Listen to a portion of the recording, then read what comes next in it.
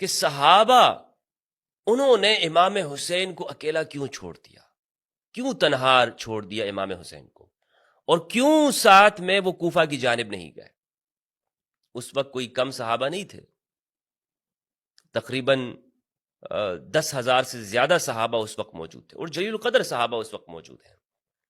امام حسین کا ساتھ کیوں نہیں دیا؟ یہ سوال نہیں پیدا ہوتا کہ امام حسین نے ان کی بات کیوں مانی، یہ سوال نہیں پیدا ہوتا، اور نہیں پیدا ہونا چاہیے کہ امام حسین علیہ السلام نے ان کی بات کیوں نہیں مانی جو آپ کو منع کر رہے تھے، کیونکہ امام اپنے وقت کے اندر امام حسین ہے، صحابہ امام نہیں ہیں، اہل البیت امام ہے۔ ایک تو حدیث ثقلین بالکل واضح ہے، اس حدیث کو جو میں بار بار ذکر کرتا ہوں، یہ حدیث بالکل بنیادی طور پر ہمارے لوگوں کو یاد ہونی چاہیے جب بھی ہم اہل البیت کی بات کریں۔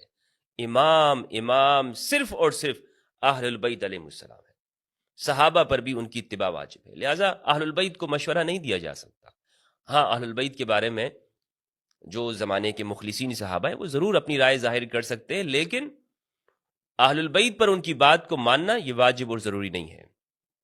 کربلا کے اندر اس پورے واقعے کو اگر ہم دیکھتے ہیں تو اتنے ہزاروں صحابہ کے درمیان میں صرف 11 صحابہ کے نام جو مجھے ملے ہیں، جو میں نے احصاء کیا ہے، ان کو شمار کیا ہے، گنا ہے، تو 11 صحابہ کے نام مجھے ملے ہیں جو امام حسین علیہ السلام کے ساتھ اس معرکہ وفا کے اندر شامل تھے، کربلا کے واقعے کے اندر 11 صحابہ کرام۔ ایک صحابی کا میں نے ذکر اپنی پچھلی ویڈیو میں کیا ہے، ان 11 صحابہ کے نام میں آپ کو بتاتا چلوں جنہوں نے کربلا کے واقعے میں امام حسین علیہ السلام کا ساتھ دیا۔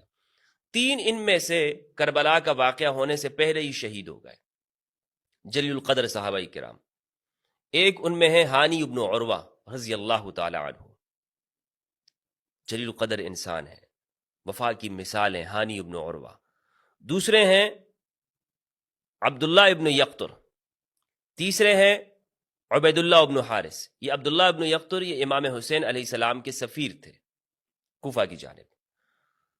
6 افراد صحابہ کرام وہ کربلا کے اندر شہید ہوئے ہیں جنہوں نے امام حسین علیہ السلام کا ساتھ دیا اور کربلا میں شہید ہوئے۔ ان میں سے ایک انس بن الحارث الانصاری ہے، اور یہ وہ صحابی ہیں کہ جنہوں نے اس روایت کو رسول اللہ صلی اللہ علیہ وآلہ وسلم سے سنا کہ میرا یہ بیٹا قیام کرے گا، اور جو اس بیٹے کا زمانہ پالے اس کے لیے ضروری ہے کہ وہ میرے اس بیٹے کی مدد کرے۔ فَلْيَنْصُرْهُ إِنَّ ابْنِي هَذَا سَيَخْرُجُ فَمَنْ أَدْرَكَهُ فَعَلَيْهِ أَنْ يَنْصُرَهُ، کہ میرا یہ بیٹا قیام کرے گا۔ امام حسن کے بارے میں فرمایا إِنَّ ابْنِي هَذَا سَيِّدًا، میرا یہ بیٹا سردار ہے۔ اور اس صحابی کا انس بن حارث کا جو تذکرہ ہے، الاصابہ الاستیعاب، ہمارے مورخین نے ان کا ذکر کیا ہے۔ دوسرے صحابی ہیں حبیب بن المظاہر الاسدی رضی اللہ تعالی عنہ، عبد الرحمن بن عبد رب، عمار الدلانی، مسلم بن عوسجہ، یحییٰ بن ہانی بن عروہ، یہ ہانی بن عروہ کے بیٹے ہیں۔